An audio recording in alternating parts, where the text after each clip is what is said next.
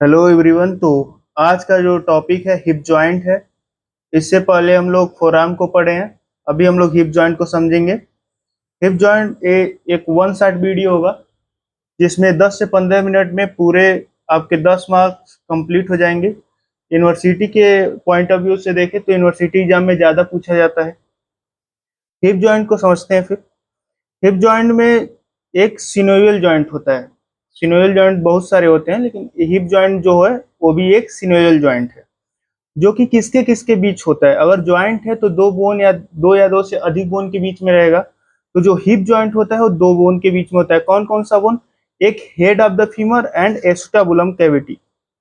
Head of the जो femur होता है वो फीमर का हेड होता है, और एसिटाबुलम कैविटी जो कि हिप बोन का एक पार्ट है। एसिटाबुलम जो है वो हिप बोन का एक पार्ट है, और फीमर का जो पार्ट होता है हेड। ये दोनों मिलके क्या बनाते हैं? हिप जॉइंट को बनाते हैं। तो इसमें याद रखने की जो बात है, सिनेवियल जॉइंट होता है और किसके किसके बीच में रहता है? एक head of the femur and acetabulum cavity के बीच। और दूसरी बात जो याद करने के लिए, largest ball and socket joint of the body है। अब ये largest ball and socket joint जो हमारे शरीर के largest ball and socket joint है उनमें से एक है। अब दूसरी अगर देखें तो कई सारे बॉल एंड सॉकेट जॉइंट होते हैं, लेकिन इसमें एक विशेष बात यह है कि ये एक largest ball and socket joint है। और अगर बॉल एंड सॉकेट जॉइंट देखें तो हमारा शोल्डर जॉइंट भी जो होता है वो भी बॉल एंड सॉकेट जॉइंट ही होता है। नी जॉइंट देखें तो बॉल एंड सॉकेट जॉइंट ही होता है। लेकिन largest ball and socket joint अगर कोई पूछता है तो क्या होगा? हिप जॉइंट होगा। अगली जो इसमें बात है वो है आर्टिकुलर सरफेस। आर्टिकुलर सरफेस इसमें क्या है? यानी ये किसके साथ मिलके एक दूसरे से रोटेशन या घूमता है, किसके साथ होकर? तो इसमें सबसे पहला जो हिस्सा होता है, पार्ट होता है, वो हेड ऑफ द फीमर, यानी फीमर का हेड जो होता है उसके साथ। तो head of the femur form more than half of spear, यानी जो हेड है फीमर का वो स्फीयर जो एस्टाबुलम में जाके मिलता है। तो more than half of sphere मतलब हाफ ऑफ ए स्पीयर से ज्यादा वो बनाता है। कौन? Head of the femur. And is covered with hyaline cartilage, और कवर होता है किससे? हाइलिन कार्टिलेज से। Except at of fovea capitis. आप हेड ऑफ फीमर, जब फीमर का हेड देखेंगे तो उसका फोविया जो कैपिटिस होता है हेड ऑफ द फीमर में, अगर फीमर का हेड देखेंगे तो ऐसा स्ट्रक्चर कुछ होगा। तो उसमें एक स्ट्रक्चर होता है फोविया कैपिटिस, यानी इसको छोड़ के हर जगह किसकी कवरिंग होगी? कार्टिलेज की। कौन सी कार्टिलेज? हाइलिन कार्टिलेज की। अब ये तो पहला पार्ट हो गया जिससे आर्टिकुलेट करेगा। और दूसरा पार्ट क्या होता है? Acetabulum. Acetabulum present a hard shoe shape lunate articular surface. ये acetabular notch and acetabular fossa. इसमें एस्टाबुलम दूसरा पार्ट क्या होता है? एस्टाबुलम दो पार्ट से आर्टिकुलेट करता है। पहला कौन सा? Head of the femur, and दूसरा कौन सा? एस्टाबुलम। तो एस्टाबुलम में क्या प्रेजेंट होता है? हार्ड शू शेप ल्यूनेट, जिसे हम लोग क्या कहते हैं? Articular surface. एंड एस्टाबुलम नोच, एक क्या होता है? नोच होता है, और क्या होता है? फोसा होता है। तीन चीजें होती हैं जो एस्टाबुलम में होती हैं, ठीक। और जो ल्यूनेट होता है, ये वाला हार्ड शू शेप ल्यूनेट जो हम लोग पढ़े हैं, उस वो भी कवर्ड होता है किससे? कार्टिलेज से। अभी हम इसके लिगामेंट्स के बारे में बात करेंगे, क्योंकि अगर ज्वाइंट है तो ज्वाइंट किससे टिका हुआ है? यानी अगर ज्वाइंट है तो अगर उसके ऊपर कुछ ढका रहेगा, या मसल रहेगी या तो लिगामेंट रहेगा। तो अभी हम लिगामेंट की बात करते हैं। तो लिगामेंट 7 लिगामेंट होती हैं जो इसके सपोर्ट में होती हैं, इस ज्वाइंट के सपोर्ट में होती हैं। पहला लिगामेंट कौन सा होता है? फाइब्रस कैप्सूल या कैप्सुलर लिगामेंट। दूसरा इलियोफिमोरल लिगामेंट। तीसरा प्यूबोफिमोरल लिगामेंट।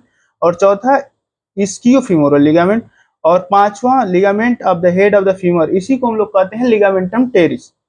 और sixth acetabulum labrum. Seventh transfer acetabulum ligament. ठीक, 7 लिगामेंट हो गए हमारे। अभी अब लिगामेंट कैसे अटैच रहते हैं, किससे अटैच रहते हैं, इसके बारे में देखेंगे। कैप्सुलर लिगामेंट जो होता है अटैच होता है एस्टाबुलम लेब्रम से। एस्टाबुलम लेब्रम कहाँ होता है? एस्टाबुलम लेब्रम होता है एस्टाबुलम से। एस्टाबुलम अगर ऐसे है तो उसके मार्जिन पे एस्टाबुलम लेब्रम होता है, जो कि क्या करता है? और ज्यादा उसकी कनेक्टिविटी को बढ़ा देता है। किसकी कनेक्टिविटी को? Head of the femur and acetabulum की कनेक्टिविटी को बढ़ा देता है। तो अभी तो हम फिलहाल समझ रहे हैं अटैचमेंट को। तो कैप्सुलर लिगामेंट अगर अटैच रहता है तो कैसे अटैच होता है? एस्टाबुलम लेब्रम से और फीमर के इंटरट्रोकेंट्रिक लाइन, यानी सामने से फीमर के, अगर आप फीमर देखेंगे तो वहाँ सामने इंटरट्रोकेंट्रिक लाइन होता है और उसके पोस्टीरियर साइड में इंटरट्रोकेंट्रिक क्रेस्ट होता है।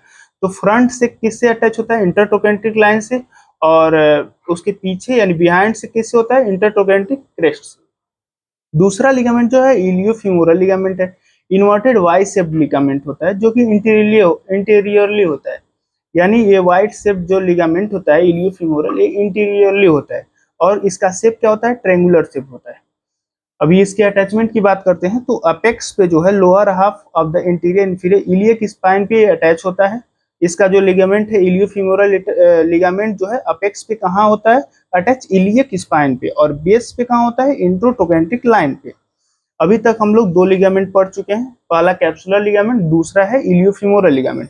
इसमें दोनों में एक चीज कॉमन होगी, इसका बेस इंट्रोट्रोकेंट्रिक लाइन पे होगा, अटैच हो रहा है, और कैप्सुलर का भी जो फीमर पे अटैच हो रहा है इंट्रोट्रोकेंट्रिक लाइन और इंट्रोट्रोकेंट्रिक चेस्ट पे अटैच हो रहा है।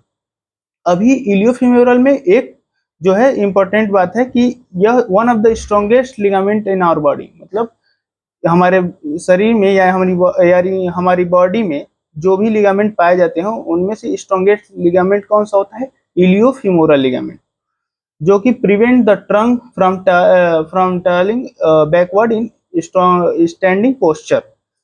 अभी हम लोग दो लिगामेंट पढ़ चुके हैं, अभी तीसरा प्यूबोफीमोरल लिगामेंट, सपोर्ट द जॉइंट इंफ्रोमेडियली। जो अभी तक ये जॉइंट था इलियोफीमोरल, ये इंटीरियरली था, अभी प्यूबोफीमोरल इंफ्रोमेडियली यानी इंफीरियर साइड में और थोड़ा मेडियली ट्रायंगुलर इन शेप होता है। अटैचमेंट की बात करें तो सुपीरियरली ये जो अटैच होता है इलियोप्यूबिक इमिनेंस से होता है, एप्टूरेटर क्रेस्ट से होता है और एप्टूरेटर मेम्ब्रेन से होता है। सुपीरियरली किससे होता है? इलियोप्यूबिक इमिनेंस, ऑब्टूरेटर क्रेस्ट और ऑब्टूरेटर मेम्ब्रेन। और इंफीरियरली देखें तो मर्ज होता है किसके साथ? Interior inferior part of capsule और लोअर बैंड ऑफ इलियोफीमोरल लिगामेंट। अब हम लोग बात करते हैं चौथे लिगामेंट की, इस्कियोफीमोरल लिगामेंट। एक कंपैरेटिवली जो होता है वीक होता है, मतलब अभी तक जो हम लोग लिगामेंट पढ़े हैं या जो लिगामेंट है उनसे वीक होता है। Covered the joint posteriorly, posterior side से क्या करता है? जॉइंट को कवर करता है, मतलब चारों तरफ से लिगामेंट जो है वो कवर करते हैं। तो सबसे पहले इंटीरियर साइड से कौन से लिगामेंट कवर कर रहे हैं? इंटीरियर साइड से कवर कर रहा है कौन सा? इलियोफीमोरल लिगामेंट। फिर इंफीरियर साइड से और मीडियल साइड से क्या कर रहा है? इस प्यूबोफीमोरल। और इस्कियोफीमोरल जो है वो कहाँ से कर रहा है? पोस्टीरियर साइड से कर रहा है। तो यानी चारों तरफ से लिगामेंट क्या कर रहे हैं? जॉइंट को बांध दे रहे हैं। अभी इसके आगे जो है इस्कियोफीमोरल में it fibre are twisted and extend from the ischium to acetabulum. जो इसके फाइबर हैं वो ट्विस्टेड हैं और एक्सटेंड कहाँ से कर रहे हैं? Ischium to the acetabulum. अब नेक्स्ट जो है लिगामेंट क्या है? Round ligament. इसी को हम लोग कहते हैं लिगामेंटम टेरिस। ये भी क्या है? ट्रेंगुलर लिगामेंट ही है। और इसका अटैचमेंट की बात करें तो अपेक्स पे कहाँ? फोविया कैपिटिस पे अटैच है, और बेस पे transverse ligament and margin of acetabular notch. अभी नेक्स्ट अभी एस्टेबुलम लेब्रम, सिक्स पे हम लोग आ चुके हैं। अभी तक हम लोग 5 लिगामेंट पढ़ चुके हैं। छठवां लिगामेंट जो है acetabulum labrum, fibrocartilaginous rim attach to the margin of acetabulum, और हेल्प करता है किसका? Help holding the head of femur in position. मतलब एस्टेबुलम लेब्रम जो है हेल्प करता है कि हेड जो है फीमर का वो अच्छे से अटैच रहे किसके साथ? एस्टेबुलम के साथ। उसके बाद है सातवां transverse ligament of acetabulum, is a part of acetabulum labrum which bridge the acetabulum notch. अभी हम लोग स्टेबिलिटी की बात करेंगे, मतलब हिप जॉइंट कैसे स्टेबल रखता है। जब हम खड़े रहते हैं या बैठे रहते हैं तो हिप जॉइंट हमें स्टेबिलिटी किस प्रकार देता है उस पर बात करेंगे। तो high degree of stability as well as mobility, मतलब हमें स्टेबिलिटी देता है उसके साथ साथ मोबिलिटी भी देता है। Fairlie wide range of mobility is possible, मतलब एक मोबिलिटी एक वाइड रेंज में भी हो सकती है। मतलब हम अपने पैर को एबडक्शन भी कराते हैं, एडक्शन भी कराते हैं, एक्सटेंशन भी कराते हैं, फ्लेक्शन भी कराते हैं। तो मतलब हमें वाइड रेंज ऑफ फ्लेक्सिबिलिटी दे रहा है, मोबिलिटी दे रहा है। तो क्यों देता है? क्योंकि इसका फैक्ट ये है क्योंकि फीमर है जो long bone, long neck, femur के पास एक लॉन्ग नेक होती है। अगर आप फीमर का स्ट्रक्चर एनाटॉमिकल स्ट्रक्चर पढ़ेंगे तो फीमर के पास एक लॉन्ग नेक होता है, जिसकी वजह से हमें क्या मिलती है? एक वाइड रेंज ऑफ मोबिलिटी मिलती है, जो हमें एक एक लंबी एक्सटेंशन या फ्लेक्शन में, एबडक्शन या एडक्शन में हेल्प करती है। अभी स्टेबिलिटी या स्ट्रेंथ हिप जॉइंट का डिपेंड किस पे करता है, कि मतलब जो स्टेबिलिटी है वो किस पे डिपेंड कर रही है। तो depth of acetabulum and the narrowing of its mouth by the acetabulum labrum, मतलब जो एस्टेबुलम लेब्रम होता है, एस्टेबुलम के आसपास एक और कवरिंग बना देता है जो अच्छे से फीमर के हेड को जोड़ सके। तो वो क्यों बनता है डेप्थ, और वो क्या हेल्प करता है, वो हेल्प करता है एस्टेबुलम और नैरोइंग इट्स माउथ। तो मतलब एस्टेबुलम के माउथ को क्या करता है और नैरो कर देता है ताकि हेड उसमें से अच्छे से एक बंधा रहे। तो बंधने से क्या होगा, एक स्टेबिलिटी मिलेगी, एक स्ट्रेंथ मिलेगी। दूसरी क्या है, tension and strength of ligament, और इस पे भी डिपेंड करता है कि लिगामेंट का स्ट्रेंथ कितना ज्यादा है। स्ट्रेंथ ऑफ सराउंडिंग मसल, उसके आसपास कितनी सराउंडिंग मसल है। एटमॉस्फेरिक प्रेशर पे भी डिपेंड करता है। अभी यहाँ तक हम लोग पढ़ चुके। अब आगे हम लोग देखेंगे रिलेशन ऑफ हिप जॉइंट, मतलब हिप जॉइंट का रिलेशन क्या है इंटीरियर, पोस्टीरियर, सुपीरियर और इंफीरियर में क्या क्या चीजें हैं आसपास।